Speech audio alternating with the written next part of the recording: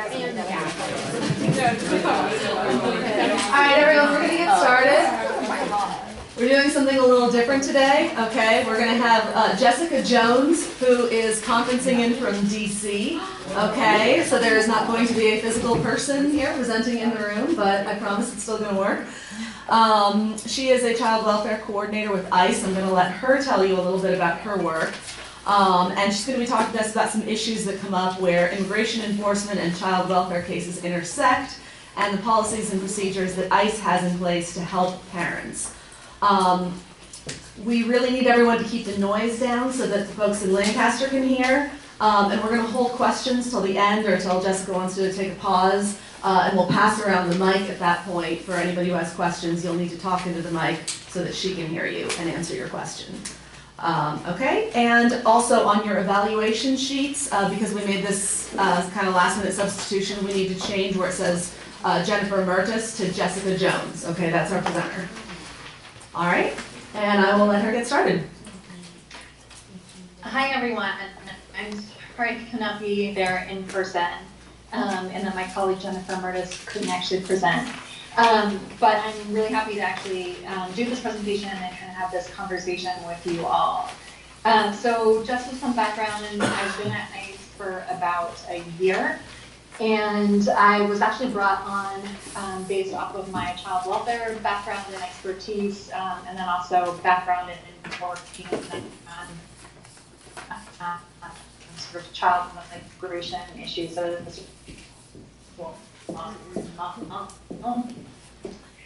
Hi Jessica, it's John here in the IT department. Sorry about that. Hello, Jessica? Sorry, go ahead. Yes. Hey, yes, you seem to be breaking out for some reason. Are you stepping away from your phone or? Go ahead. No, I'm using a headset. Sorry, is this better? Yeah, it's better. Yeah, without the headset. Yeah. Okay. Should I repeat what I just started Yes, to say? please. Or? Yes. Okay. All right. So again, my name is Jessica Jones. I've been at ICE for about a year now. I was brought on based off of my background and expertise in child welfare as well as child migration issues. They brought me on essentially to actually work on the cases that had to do with children and parents who were separated at the border. And I am the principal lead for ICE Enforcement and Removal Operations Custody Programs Division on all sorts of issues relating to parental interests and child welfare in general. So I'm going to go over a lot of our policies and standards that allow for participation of children and access. And then I'm hoping to give a really good chunk of time at the end for Q&A. So with that, I will go ahead and get started. So next slide, John. So I'm going to start off with a very brief overview of our division, and then I'll get into all of the policies and standards that relate to the types of cases where a parent might actually have some sort of ongoing dependency case as well. Okay, next slide. Okay, so, and then the next slide is a map of the ICE detention facilities. So I get it that this is probably really small on your screen, but I can tell you there are over 100 detention facilities. They range from ICE operated to contract facilities. And if you go to the next slide, you will see a map of ICE field and subfield offices. And then the following slide actually shows you what the Los Angeles Area of Responsibility, or AOR, is. So you can see it's pretty huge. There are 3 different facilities: the Adelanto ICE Processing Center, Theo Lacey, and James Music. And I believe Music is the one that is closing soon as well. And then that gives you the ratio too of male, female, and then the average daily population, and the current population as of the day that we actually pulled the statistics. Okay, the next slide. So our program, which is called Custody Programs, which is within enforcement and removal operations, is kind of this unique program that basically works on sort of policy and standard issues and provides advice to the field on specific policies or regulations or federal laws that have to do with special populations. So one of them, we have one for care and custody of LGBTI detainees. We have parental interests. We have PREA, which is the Prison Rape Elimination Act implementation, along with our sexual assault and abuse prevention coordinators. We have segregation monitoring. We have religious services, language access, legal access, custody resource program, where they're basically social workers who are located in certain detention facilities to provide resources to detained individuals about various community resources that are available to them. And then we have a disability accommodation. So just keep that in mind because you might have cases that kind of overlap more than one area. And you should feel free to reach out to us if you have other issues that kind of come up that you're encountering with a detained parent. Okay, next slide. So one of the programs that we also oversee is called the Detention Reporting and Information Line. We call it the DRILL. It's a toll-free service that provides a direct channel for various stakeholders, both external and internally, to communicate directly with ERO with questions or to raise concerns. This is also the hotline that is available on speed dial to all detainees in every detention facility. So we get enrolled detainees as well as from other outside stakeholders. It operates from 8 a.m. to 8 p.m. Eastern Standard Time, Monday through Friday.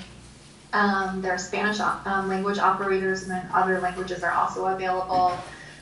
This is definitely a hotline or a mechanism, I should say, that many attorneys or CPS caseworkers actually call in order to try to find out where a detained parent is.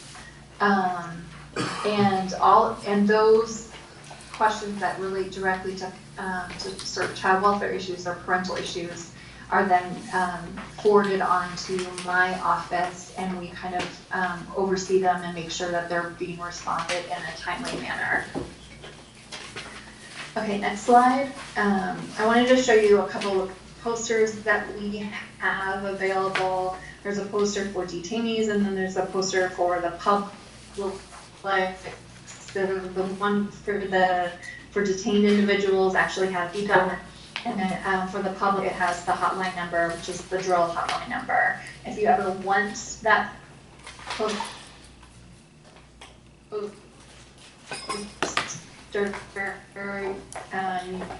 can feel free to. Hey Jessica, can you repeat the last?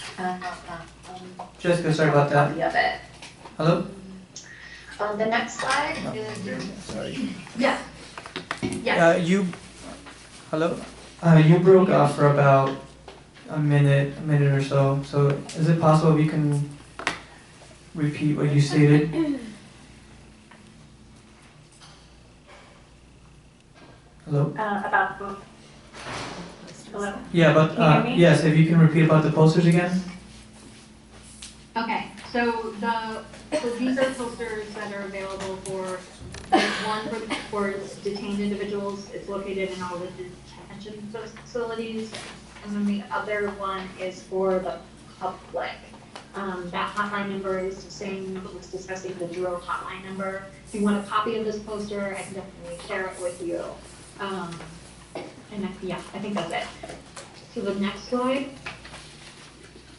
So the next slide is the online detainee locator system. So the online detainee locator system is another sort of resource that I want to make sure that all individuals actually have access to and know about. So this is on our website, it's a mechanism for individuals to look up to see if a person is in ICE custody. What you need is, if you have the alien number, that is incredibly helpful. Otherwise, you can try and look up an individual by their full name, their date of birth, and country of citizenship. That said, I mean, you're definitely going to have to try different permutations of the name. It also updates roughly around every 48 hours, so it's not real time. If you're still having difficulties, but you still think that the individual is in ICE custody, you should always feel free to reach out to my team or call the jail hotline, because we can also do additional searches through our systems to try to locate an individual. Okay, so the next slide. So next I'll get into definitions and the processing of families. So on the next slide, I discussed key populations and definitions. Some of these you're probably very familiar with, but just to discuss this again. So family unit, FAMU is kind of the designation that Customs and Border Protection provide at the border to a family unit. Keep in mind that only applies to alien parents and legal guardians accompanied by their alien child or children under the age of 18. So if there's no proof that an individual is a parent, they might not have that family unit designation. Or if the child has some sort of legal status or is a U.S. citizen, they're not going to have that family unit designation. So this family is definitely only for both the parents and the children who are both undocumented. So just keep that in mind. Because we're definitely seeing mixed status to separate for whatever reason. A U.S. citizen child or child with status typically would be referred to the child welfare, the local child welfare agency. Okay, juvenile. So juvenile is any person who has not reached 18 years of age, unaccompanied alien child, a minor who has no lawful immigration status in the U.S., has not attained 18 years of age, and has no parent or legal guardian in the U.S. Who is available to provide care in physical custody. So it's that particular phrase, who's available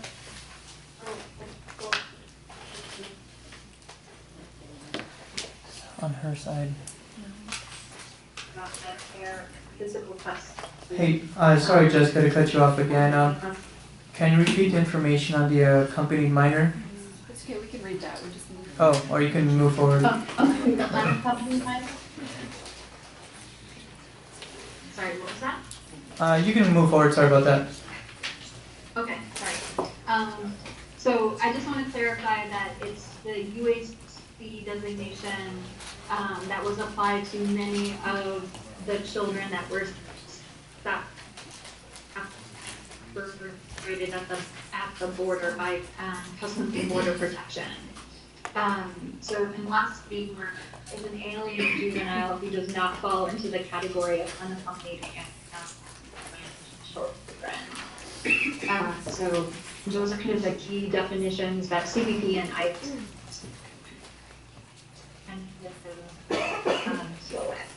So the next slide, that's really separated at the border by CBP or as a result of interior enforcement by ICE. There are three things that can happen to a child. So they can be released with another adult. So under our standards, CBP or ICE can release a child to another parent. Now this is pretty rare when it has to do with CBP. Especially if a parent is undocumented, just because a parent might be scared to actually come forward. That said, if CBP or ICE can do this, and sometimes they do this in situations, especially would be being close to the border. Transfer to unaccompanied, the transfer of unaccompanied, undocumented children to OR. So all the UACs, after apprehension from CBP and ICE, are supposed to be transferred within 72 hours to the Department of Health and Human Services Office of Refugee Resettlement.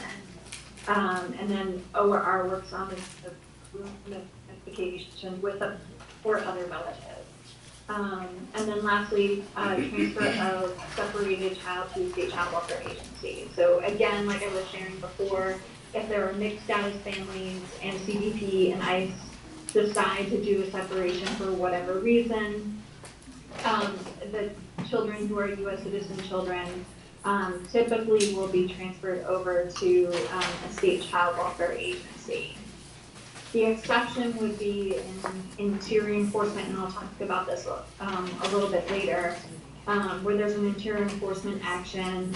A parent has a choice to designate another individual to be a caregiver, and then only as a last resort would CPS be actually called. Okay, so next slide. So factors for reunification, there are a number of different considerations. They look at parents' criminal history, verifiable parent-child relationship, child protection concerns, children's independent immigration case, in UAC cases, parental or OR determination to appoint another sponsor or caregiver for their child, the availability of another parent who can care for the child at parent's request, and then any other sort of criminal or civil family court orders, protection orders, etc. All right, so the next slide. So these are posters that our program developed for parents and for children, and they're also available in Spanish. And basically, it asks them if they've been detained and separated from their child. It provides hotlines for both ICE, which is the drill hotline, or for OR. And we definitely get calls from parents trying to locate their children. All right, so next slide. So now I'll get into the ICE standards and policies. So on the very next slide, I wanted to talk a little bit about the Detained Parents Directive. So just as background, the Parental Interest Directive was first issued in 2013, and it was basically written up and issued as a result of some worksite enforcement actions that happened in the early 2000s. And as a result of those worksite enforcement actions by ICE, children were ending up in really vulnerable situations where they'd be dropped off by school and there'd be nobody at home, or they were ending up in the foster care system. In some cases, there were termination of parental rights, but the child welfare agency had never even gotten a hold of the parents, and the only reason for the TPR was not being able to locate the parents. There was no sort of child abuse or neglect allegation. So this directive was issued to try to provide some preventative criteria and standards in place in order to prevent those types of things happening again. It was reissued in 2017, and there are two exceptions that, or two major changes that happened. So what was removed was consideration of prosecutorial discretion or release for primary caretakers of minor children.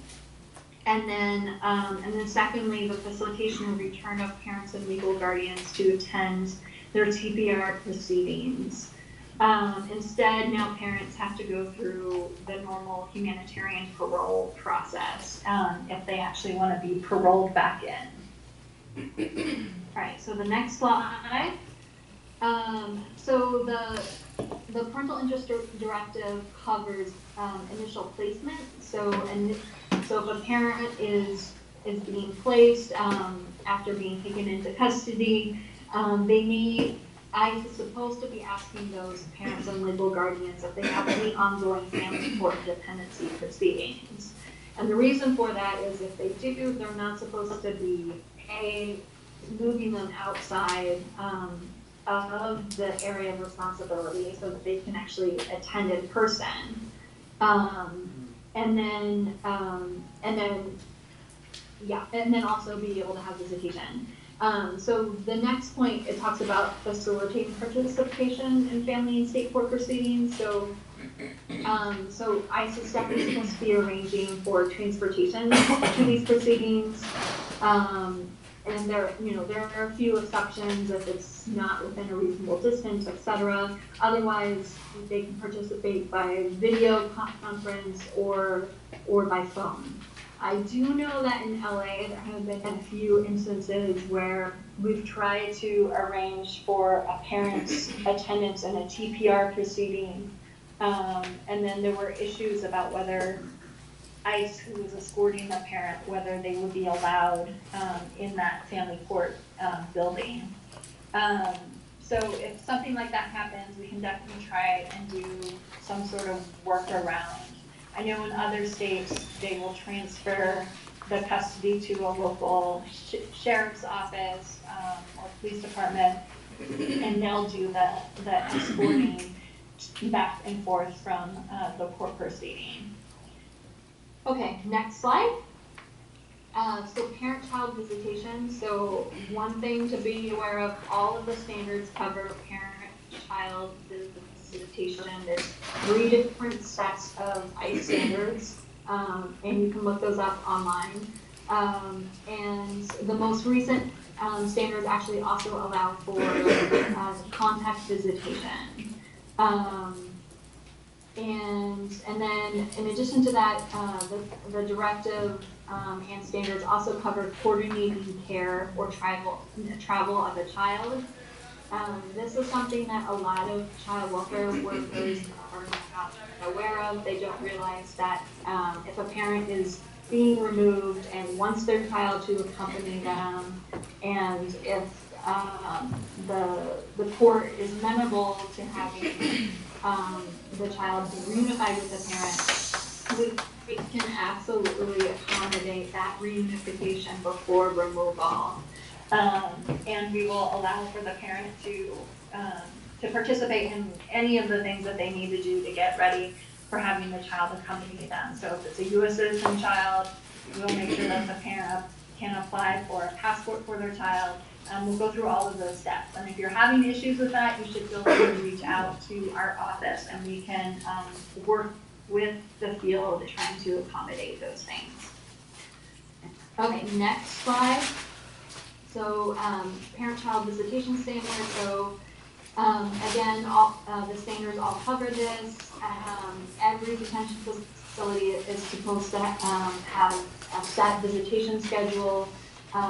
ICE is supposed to arrange for a visit within 30 days if they don't have a set schedule. And then they're supposed to consider a possible transfer if there is not the ability for visitation with minors. Okay, next slide. So visitation hours, so they're supposed to have at 30 minutes at minimum, but more generous time limits, especially with children. And then visitation hours on weekends and holidays are also required. And I think I already covered the performance-based national detention standards from 2011 to 2016. This is recent standard that includes contact visitation between parents and children. And if you have situations where you're wanting to have that, some sort of, if there is a situation happen, you can do your patient officer in the case or reach out to our office about that. Okay, next slide. So phone access. Detainees are allowed to make direct and free phone calls to immediate family members. The standards say immediate family members are spouses, mother, father, step-parents, foster parents, brothers, sisters, natural or adopted children. And it's supposed to be for personal or family emergencies or who otherwise demonstrate a compelling need, and it's to be interpreted liberally. On occasion, I have encountered issues with this, so if you are having issues with full access for children, you should feel free to reach out to our office about this. In addition to that, we allow inter-facility telephone calls as well. Okay, next slide. So communication, so our standards require that detainees are allowed to have confidential contact with attorneys, but we also allow communication to be facilitated between children's legal representatives, OR case managers, children that are in HHS OR custody, children in the care of state child welfare agencies, or children in the community. So it covers all of these sort of scenarios as well. Okay, next slide.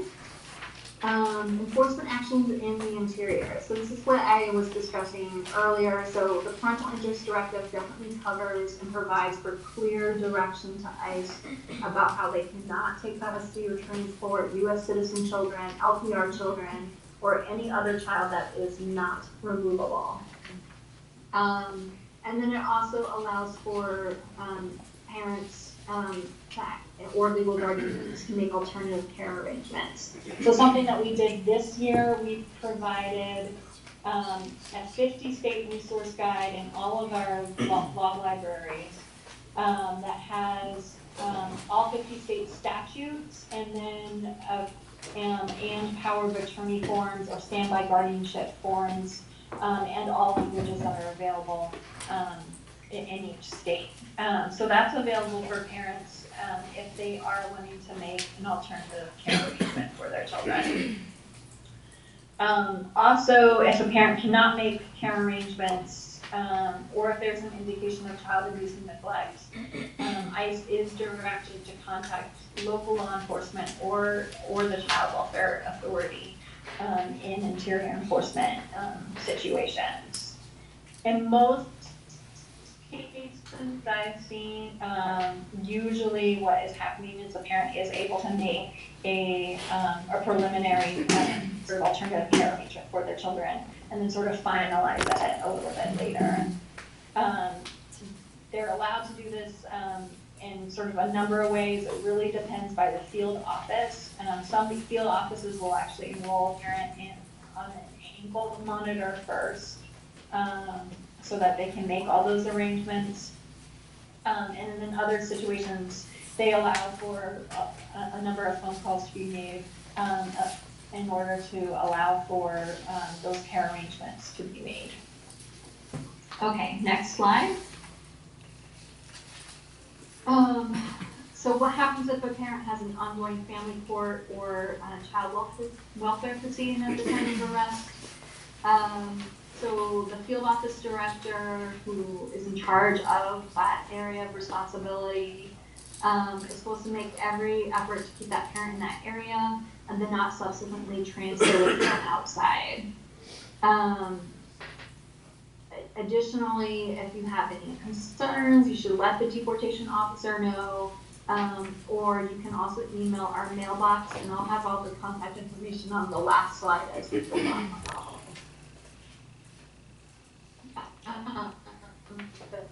You should feel free to reach out. One thing to know is that we won't alter for transferring back a parent who may have been removed outside of the jurisdiction of where that court proceeding is actually taking place. Okay, next slide. So the parental rights toolkit. So this is something that the Women's Refugee Commission developed. They consulted with HHS, with ICE, with Department of State, and it covers basically, it provides an overview of a range of child welfare issues, child support issues. It has a really detailed appendix with a lot of different resources that cover immigration attorneys, state-by-state child welfare hotlines, etc. So I definitely encourage you to take a look at that if you haven't seen it before. And they recently, on the next slide, you see they recently issued a supplement, which is basically updating all of their appendices. Okay. And then the next slide, so now I'll go into resources and contact information. So on the following slide, you will see federal contact info. So this, I think, is a great cheat sheet that you should have available. It provides for USCIS, all of the field office contact information. This is going to be useful, especially if you have children seeking special immigrant juvenile status or asylum. There's EYR. That link provides all of the local field offices for the assistant chief judge. And that's really helpful, especially if you have questions about if it's when or whether you want to do a change of venue, change of address for a child who has an ongoing immigration case. And then again, is their email address and hotline. DIC is a centralized complaint center for DHS.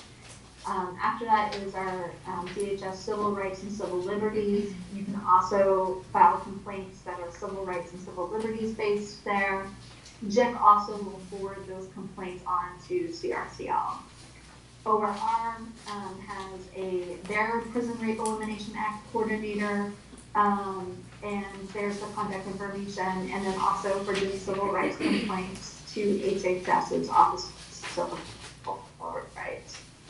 And then lastly is the FBI. So if there is a child abuse or neglect on federal lands or by federal agents, there's a listing of the FBI offices where you can report abuse in accordance to the Victims of Child Abuse Act of 1990. Okay, lastly, here's my contact information. Jennifer Mertens is actually located in the LA area, so I definitely encourage you to use her as a resource when she's located on the West Coast and is in the same time zone. But you should also feel free to reach out to me as well. Both Jennifer and I have that criminal welfare background, and some of you actually might know Jennifer Mertens from her work as being a law professor at Whittier. For general case inquiries, there's contact information to our ERO email box. Definitely feel free to reach out to our parental interest mailbox. We try to respond within 2 to 3 business days. And then case inquiries by phone, again, that's the drill hotline. And then lastly, there's that link to the online detained lawyer system. Okay, so I think I'll now open it up for questions, and feel free to ask me to go back to certain types of slides too.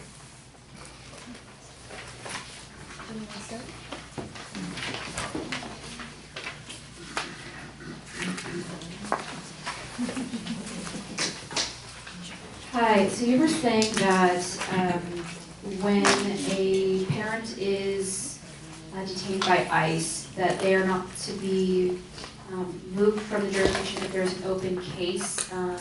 Is there anything that we can do as parent attorneys if our client is either deported or being threatened with deportation? Yeah, no, definitely. So I would definitely discuss this with, and I'm really glad you brought this up, with the deportation officer. One of the things I will say, and as you probably are aware, in some instances, this is a completely different world, child welfare world to immigration world. So a lot of our officers are not used to kind of dealing with this angle or the side of things, and so that's why my office was basically, built up was to actually work as a liaison and provide guidance to them. So you can also feel free just to reach out to us about these cases. What we can do really depends on the case. So if the parent has, let's say the parent has an asylum case, they pass their credible fear interview, they have maybe a strong claim in courts and it's ongoing, things like that. That's an instance where we might be able to, you should contact us and we might be able to explore with the field about what sort of options are available to that parent and whether they could actually be released and enrolled on an ankle monitor so that they can have maybe custody of their kids or more frequent visitation and also be able to participate in person. Now, parents with final orders of removal, this is way more difficult. And in those situations, the field is often not willing necessarily to hold on to that parent for very long. That said, if they have a really important proceeding that's about to take place, so whether it's like some big fact-finding proceeding, a TPR proceeding, etc., we can hold them in our custody longer so that they can actually participate in those proceedings. If they've already been removed, you should reach out to me because I will work with the attorneys and explore what their parole can happen, and I can provide the information about what that process for community-sharing parole is. Does that answer your question? Yes. Great. Hi, I don't know if you can answer it or not, but one of the things that I think we need to address is if a client is on a hold or if a client gets picked up at the beginning, let's say, of a dependency proceeding, how does the dependency proceeding itself and the court's determination whether to sustain a petition or not affect the person on their hold or on their immigration proceeding from your side? Okay, so,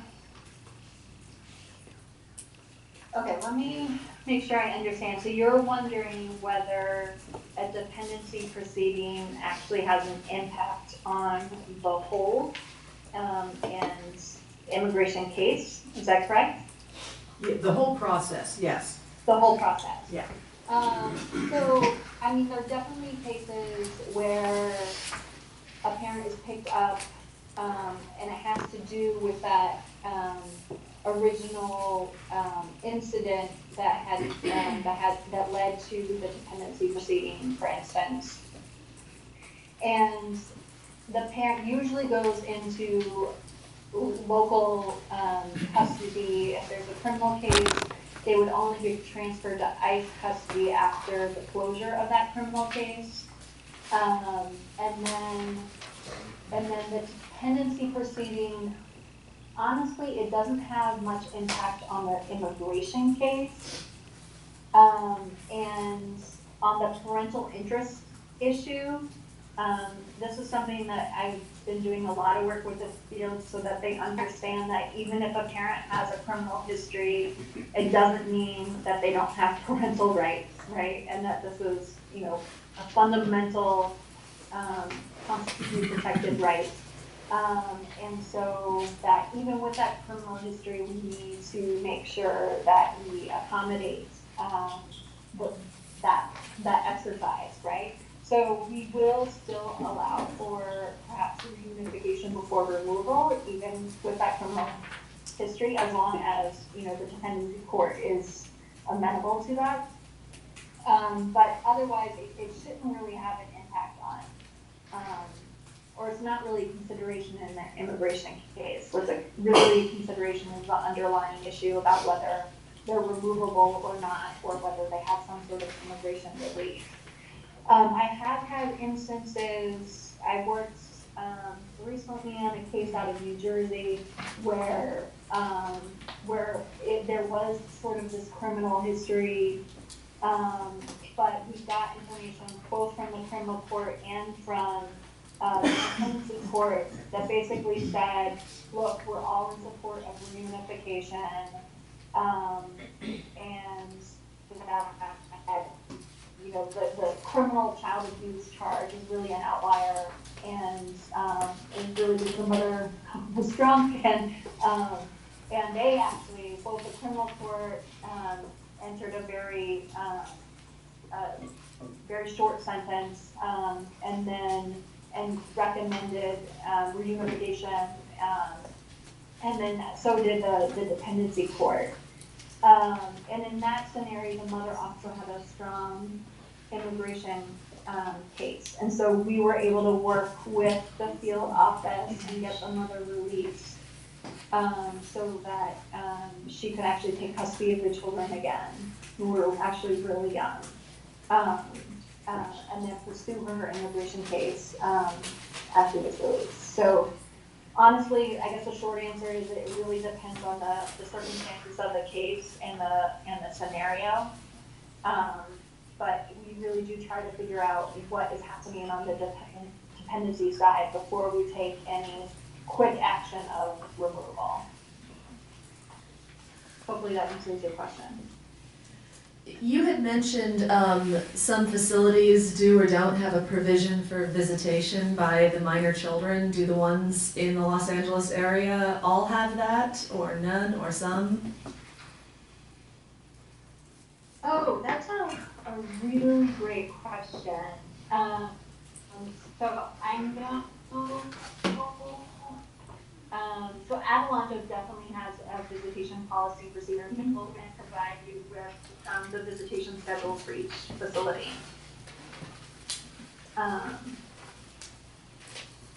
Yeah. Thank you. Yeah. So who would be our point of contact if we needed to set up an interview with a client in ICE custody or arrange for court transportation? Who should we be contacting at the facilities here in LA? So often what we hear is that people don't act, when they call the detention facility, they don't actually get a person. So ideally, you want to have this conversation with a deportation officer. If you don't know who that is, then I actually suggest you reach out to the parental interest mailbox, and then we can actually figure that out and get you in touch with the correct people. So we would just send an email to that inbox and ask who our client's deportation officer is?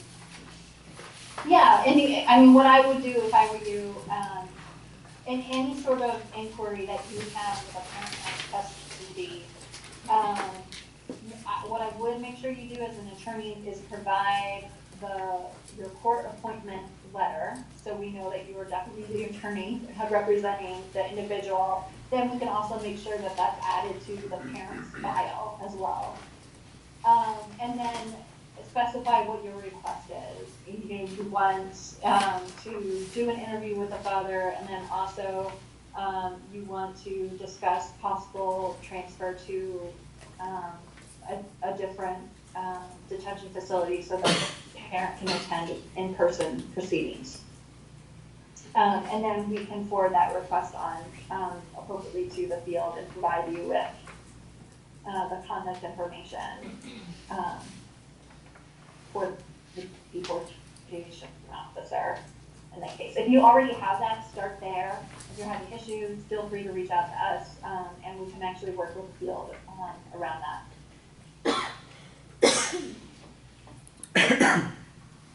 Other questions? You had mentioned the custody resource program with some social workers who can provide resources in the community. Are there any resources while parents are detained? Classes they can take, drug testing, counseling, anything to show that they're doing the work to reunify with their children? Yeah, I'm really glad you brought that up. So, honestly, no. Unlike the criminal justice system, ICE really didn't have any sort of programming at our facilities. The exception is there are some AA programs in some facilities. But that said, one of the things that I have been doing with a lot of the different child welfare agencies is to come up with some sort of workaround. So what we can try and do is provide a workbook, or we can provide some sort of phone access if there's a way for the parent to participate in an anger management class or counseling or whatever by phone. We can try and facilitate that. Parents don't have internet access in immigration detention facilities, but we can upload things to law library computers. So if they have something that they need to complete on a computer, we can also try and do and accommodate that. So you should definitely reach out to our office if you have something like that, because we can try to come up with some sort of workaround to allow that participation. And then as a follow-up to that, is there a way for a particular client that we could get something in writing saying exactly what is and isn't available to them that we could potentially present to the court to try to get a narrowly tailored case plan they can actually do? Oh, that's interesting. I would reach out directly to my office about that, and we've done some letters like that in the past for some child welfare agencies, and so we can definitely explore that, and that should be pretty easily done as far as what's available in the facility and not. Yeah. Oh, one of the other things I wanted to share with you is one of the things we also have been working on is we'll connect caseworkers and from child welfare agencies to resources in home countries that can also provide some sort of like family case management services or other types of services as well. So if we know a parent is going to be removed and they might still have an ongoing case, but reunification is still, the permanency plan, we've definitely, been referring individuals to International Social Service USA. I'm not sure if California has a contract with them, but some states do. And then there are other NGOs that work with UNICEF and UNHCR in northern tribal countries as well. And then Mexico actually has a pretty good program in their interior office for parents who have maybe even U.S. citizen kids. And the Mexican government will actually support those parents as well. So if you have questions about that, feel free to reach out to me. All right, other questions? Questions? Last call. We're almost out of time. All right. Well, I think you've answered all of our questions. Thank you. This has been very helpful. All right. Thank you so much. Yeah, and I'll follow up on that. We have a parental interest coordinator located in LA office. Who I might do try to reach out to him and see if he can do some follow up with you all as well. That would be great. Thank you. Take care. Take care.